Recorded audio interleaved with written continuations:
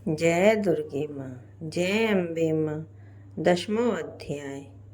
ऋषि बोले, अपने प्राण प्रिय भ्राता निशुंभ को मरा हुआ देख सारी सेना का संहार होता हुआ जान शुंभ कुपित होकर बोला, दुष्ट दुर्गे, तो अभिमान न कर। तू दूसरों के बल का सहारा लेकर झूठे अभिमान में चूर होकर संग्राम करती है। देवी बोली, रे दुष्ट, इस संसार में मैं अकेली हूँ, मेरे अलावा दूसरा कौन है? देख, ये सब विभूतियाँ मेरी ही हैं जो मेरे में प्रवेश कर रही हैं। तत्पश्चात ब्रह्माणी आदि सभी देवियाँ अंबिका देवी के शरीर में लीन हो गईं और केवल अंबिका शेष रह गई।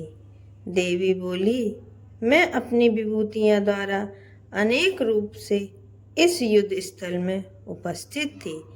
अब मैंने समस्त रूपों को समेट लिया है और मैं अकेली खड़ी हूँ, अतः तुम स्थिर हो जाओ। ऋषि बोले। तदनंतर देवताओं और दैत्यों के सम्मुख देवी और शुंभ का घोर संग्राम प्रारंभ हुआ। वाणों तथा अस्त्र शस्त्रों की वर्षा से उन दोनों का संग्राम सब लोगों के लिए बड़ा भयानक प्रतीत हुआ।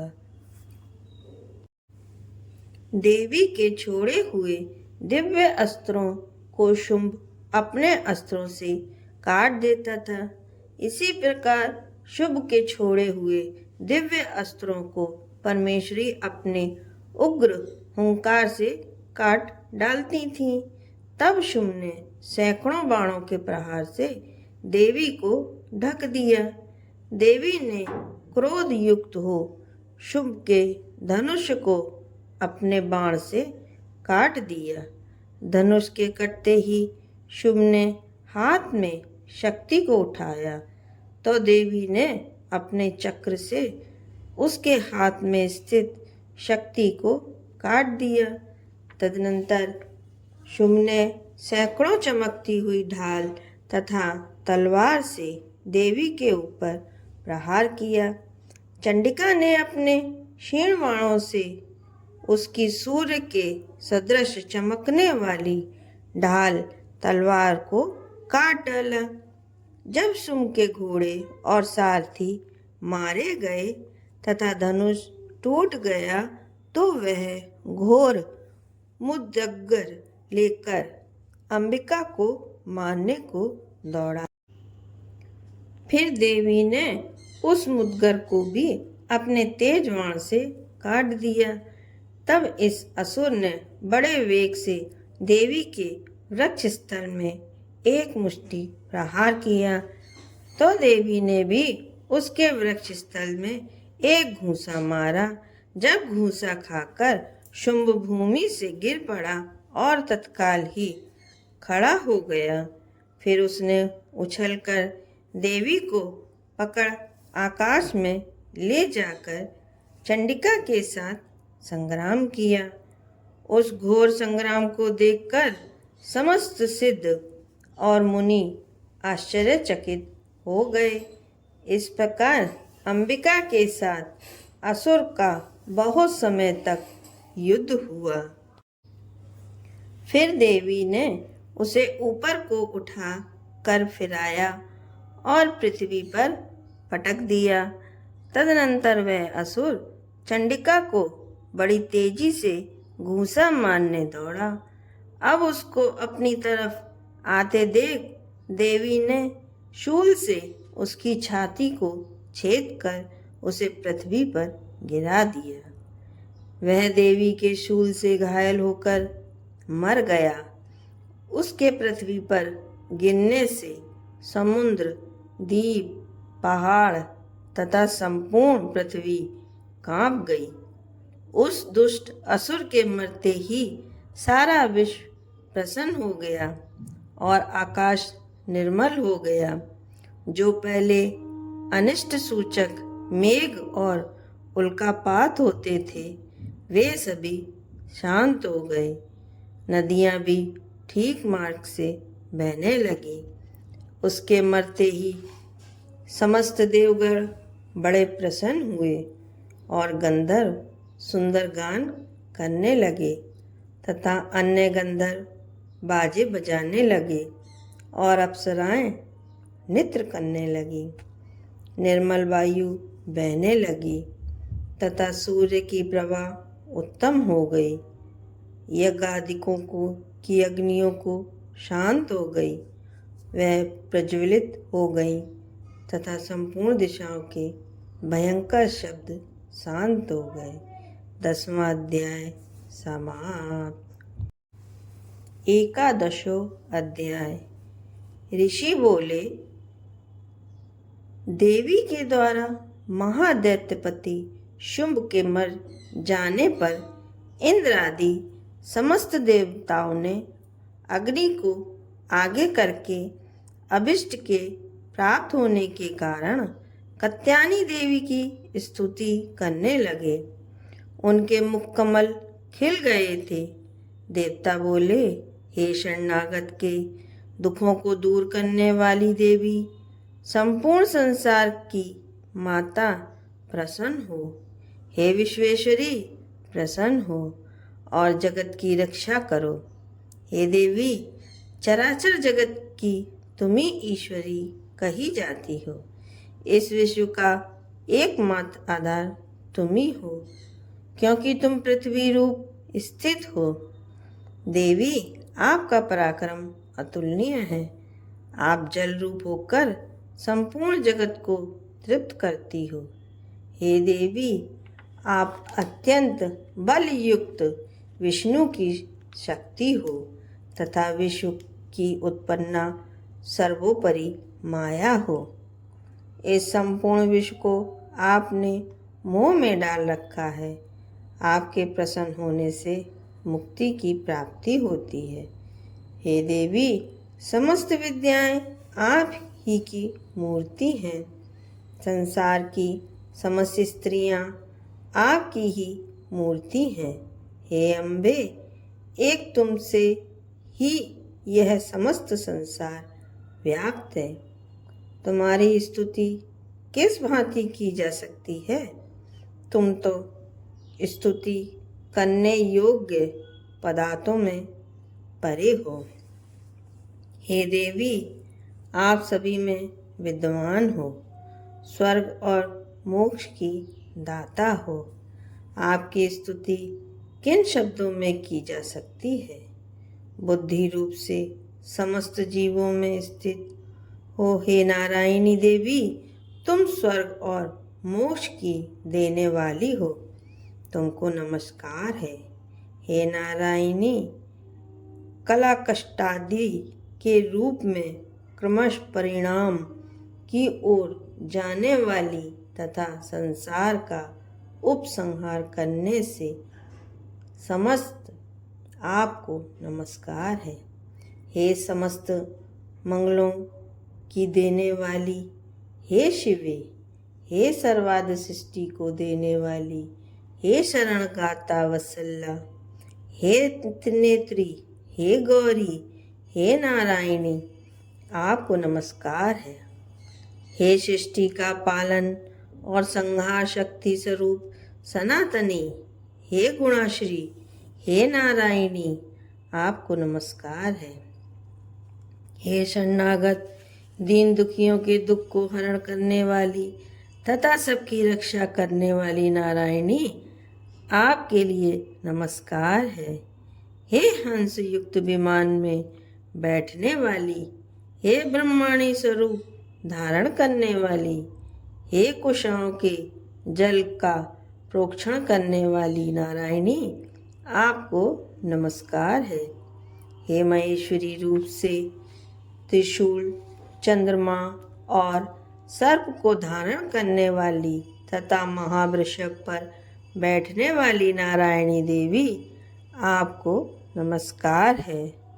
मोरों और मुर्गों से घिरी रहने वाली तथा महाशक्ति धारण करने वाली कौमरी रूप धारण निष्पापे नारायणी, आपको नमस्कार है। हे शंख, चक्र, गदा और धनुष तथा उत्तम आयुधों को धारण करने वाले वैश्मनी स्वरूपे आप प्रसन्न होइए। हे नारायणी, आपको नमस्कार है। हे उग्र महाचक्र धारिणी, अपने दांतों पर पृथ्वी को रखे हुए 12 रूपणी शिवे, हे नारायणी, आपको नमस्कार है। भीषण नरसिंह स्वरूपा धारण कर असुरों को मारने वाली त्रिलोक्य की रक्षा में समर्थ, हे नारायणी, आपको नमस्कार है। मस्तक पर किरीट तथा हाथों में महाब्रज धारण किए सहस्त्र नेत्रों से प्रकाशमान और वृत्तासुर के प्राणों को हरने वाली, हे ऐन्द्री, हे नारायणी, आपको नमस्कार है। हे शिवदूती स्वरूप से दैत्यों की महती सेना का संहार करने वाली, हे घोर रूपे, हे महारावे, नारायणी, आपको नमस्कार है।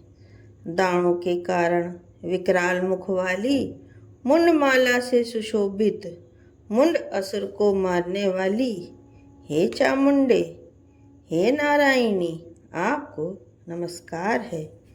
हे लक्ष्मी लज्जा, महाविद्या, श्रद्धा, पुष्टि, स्वदा, ध्रुवा, महारात्रि, महाविद्या रूपी नारायणी, आपको नमस्कार है। मेघा, सरस्वती, वराभूति, वामाभ्री, तामसी, नियता और ईशा स्वरूपी, हे नारायणी, आपको नमस्कार है। हे सर्व स्वरूपा सर्वेश्वरी, सर्वशक्तिमान, हे दुर्गे, आप हमारी सब भयों से रक्षा कीजिए। आपको नमस्कार है। हे कात्यायनी, तीनों नेत्र से विभूषित मुख वाली, हमारी संपूर्ण भयों से रक्षा करो। आपको नमस्कार है। हे भद्रकाली ज्वालाओं के समान भयानक और समस्त असुरों का विनाश करने वाला, आपका त्रिशूल हमारी सभी भयों से रक्षा करे। आपको नमस्कार है। हे देवी, आपने ध्वनि से संपूर्ण विश्व को व्याप्त कर असुरों के तेज का विनाश, शक आपका घंटा समस्त पापों से उसी प्रकार रक्षा करे जैसे माता अपने पुत्रों की बुरे कर्मों से रक्षा करते हैं। चंडिके, असुरों के रक्त और चर्बी से रंगे हुए आपके हाथ में चमकता हुआ खड्ग हमारी रक्षा करें। हम आपको नमस्कार करते हैं। हे देवी, तुम प्रसन्न होने पर सब रोगों का नाश कर देती हो और रुष्ट होकर समस्त अभिलाषित कामनाओं का विनाश करती हो। आपके शरणागत मनुष्य पर कभी आपत्ति नहीं आती। जो आपके आश्रय होते हैं वे सब के आश्रय बन जाते हैं। हे अंबिके देवी, आपने अपने को विविध स्वरूपा से विभाजित कर इन धर्मद्रोही असुरों का संहार किया। यह सब कार्य करने में किसी और की सामर्थ्य नहीं थी। समस्त विद्याओं में ज्ञान प्रकाशित करने वाले शास्त्रों में तथा वेदों में आपका ही वर्णन है। आप ही इस विश्व को अंधकार रूप ममता के गड्ढे से बचा सकती हो, जहाँ राक्षस, भयंकर विषैले सर्प, दुश्मन, चोर, डाकू और लुटेरों के दल एवं दावानल हो वहाँ, तथा समुद्र के मध्य में आप विश्व की रक्षा करती हो। हे विश्वेश्वरी, आप विश्व की परिचालिका हो। विश्व रूप होकर समस्त विश्व को धारण किए हुए हो। आपकी प्रार्थना भगवान विश्वेश्वर भी करते हैं। जो भक्ति तथा नम्रता सहित आपके सम्मुख नतमस्तक होते हैं, वे संपूर्ण विश्व के आश्रय होते हैं। हे देवी, आप प्रसन्न होइए। आपने इस समय जिस तरह असुरों का विनाश करके तत्काल ही हमारी रक्षा की है, उसी तरह हमारी असुरों से सदा रक्षा करती रहना। संपूर्ण विश्व के पापों तथा उत्पात के कारण पैदा होने वाले महामारी आदि बड़े बड़े उपद्रवों को शीघ्र ही दूर करें। विश्व के समस्त दुखों को दूर करने वाली हे देवी, हम चरण में पड़े हुए हैं, हम पर आप प्रसन्न होइए। त्रिलोकीय निवासियों की पूजनीय परमेश्वरी, आप हम पर प्रसन्न होकर वर दें। देवी बोली, हे देवगण, मैं वर देने वाली हूँ। जगत के उपकार करने वाले अभिलाषित वरदान मुझसे मांगो, मैं अवश्य दूंगी। देवता बोले, हे अखिलेश्वरी, आप इस त्रिलोक्य की समस्त बाधाओं को शमन करती रहिए और हमारे दुश्मनों का विनाश करती रहिए। देवी बोली, वह स्वतः मनवंतर के 28वें युग में शुभ और निशुंभ नामक दोनों महाअसुर पैदा होंगे। तब मैं नंदगोप के घर में, उनकी स्त्री यशोदा के गर्भ में उत्पन्न होकर विंध्याचल पर्वत पर उन दोनों महाअसुरों का संहार करूंगी। तत्पश्चात पृथ्वी पर अत्यंत उग्र स्वरूप से अवतार लेकर वे प्रचित नामक असुरों का विनाश करूंगी। उन वे प्रचित नामक महाअसुरों को भक्षण करते समय मेरे दांत अनार के फूल के समान लाल लाल दिखेंगे। उस समय स्वर्ग में देवता और मृत्युलोक में मनुष्यगण मेरी निरंतर स्तुति करते हुए मुझे रक्तदंतिका के नाम से पुकारेंगे। फिर पृथ्वी पर 100 वर्ष तक अनावृष्टि के कारण मुनियों के प्रार्थना करने पर मैं बिना गर्भ के पृथ्वी पर उत्पन्न होंगी। तदनंतर 100 नेत्रों से मुनियों को देखूंगी, अतः मनुष्य मुझे शताक्षी नाम से ही मेरी स्तुति करेंगे। हे देवताओं, तदनंतर मैं अपने शरीर से उत्पन्न शाखों द्वारा जब तक वर्षा न होगी तब तक संपूर्ण विश्व का पालन करूंगी। इस कारण जगत में मेरा नाम शाकांबरी प्रसिद्ध होगा और उसी समय मैं दुर्गम नामक असुर को मारूंगी। इस कारण मेरा नाम दुर्गा देवी नाम प्रसिद्ध होगा और फिर मैं भीम रूप धारण करके मुनिजनों की रक्षा के लिए हिमालयवासी असुरों का भक्षण करूंगी। इस प्रकार मेरा नाम भीमा देवी प्रसिद्ध होगा। जिस समय अरुण नामक असुर तीनों लोकों में भयंकर उपद्रव करेगा, उस समय मैं असंख्य भैरों का रूप बनाकर उस महाअसुर का वध करूंगी। तब संसार में सभी मनुष्य मेरी भ्रामरी नाम से स्तुति करेंगे। इस प्रकार जब जब इस विश्व के दानवों द्वारा उपद्रव उत्पन्न होंगे, तब तब मैं अवतार लेकर असुरों का संहार करूंगी। 11वां अध्याय समाप्त। 12वां अध्याय। देवी बोली, जो मनुष्य एकाग्र मन से नित्य प्रति स्रोत से मेरी प्रार्थना करता है, उस मनुष्य की समस्त बाधाओं को मैं निश्चित ही शमन कर देती हूँ।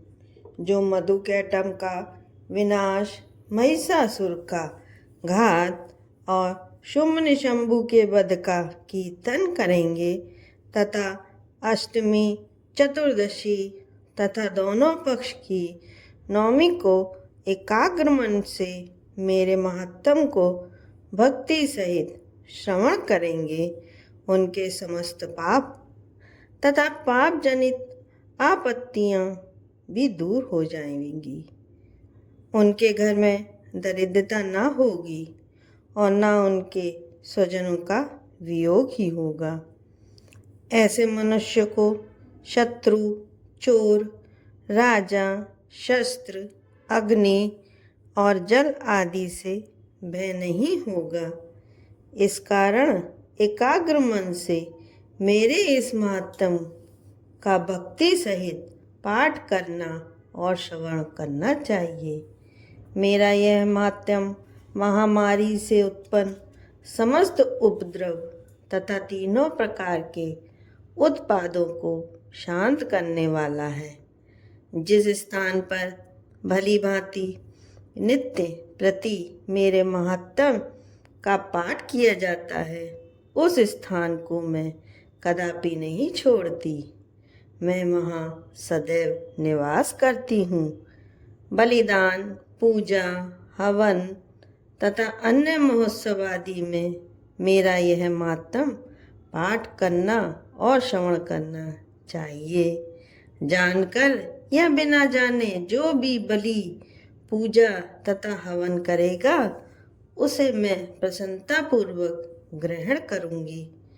प्रतिवर्ष शरद काल में जो महापूजा की जाती है, उस अवसर पर मेरा महात्म भक्ति पूर्वक श्रवण करने से मनुष्य समस्त बाधाओं से विमुक्त होकर धन धान तथा पुत्र पौत्रों से परिपूर्ण हो जाएगा।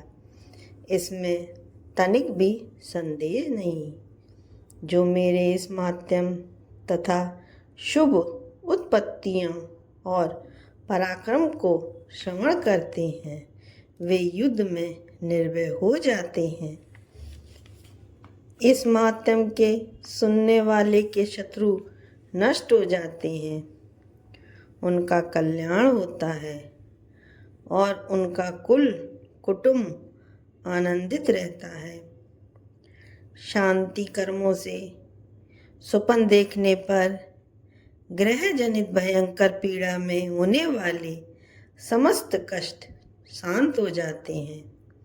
मेरा महात्म बाल ग्रहों से आक्रांत हुए बालकों को शांति देता है तथा परस्पर के विरोध मिटाकर मैत्री उत्पन्न करने वाला है। इसके पाठ मात्र से राक्षस, भूत और पिशाचों का विनाश हो जाता है। यह मेरा महात्म मनुष्य को मेरे समीप लाने वाला है। पशु, पुष्प, अर्घ्य, धूप, गंध, दीप, ब्राह्मणों को भोजन, हवन और दिन रात का अभिषेक तथा नाना प्रकार के भोग चढ़ाकर निरंतर 1 साल तक पूजा करने से जितना मैं प्रसन्न होती हूँ, उतनी ही प्रसन्नता यह महात्म के सुनने से मुझे होती है। मेरे महात्म के श्रवण करने से समस्त पाप नष्ट हो जाते हैं तथा सब रोग नष्ट हो जाते हैं। मेरे प्रादुर्भाव के कीर्तन करने से समस्त भूतों से रक्षा होती है। उसे श्रवण करने से मनुष्य को शत्रु भय नहीं होता।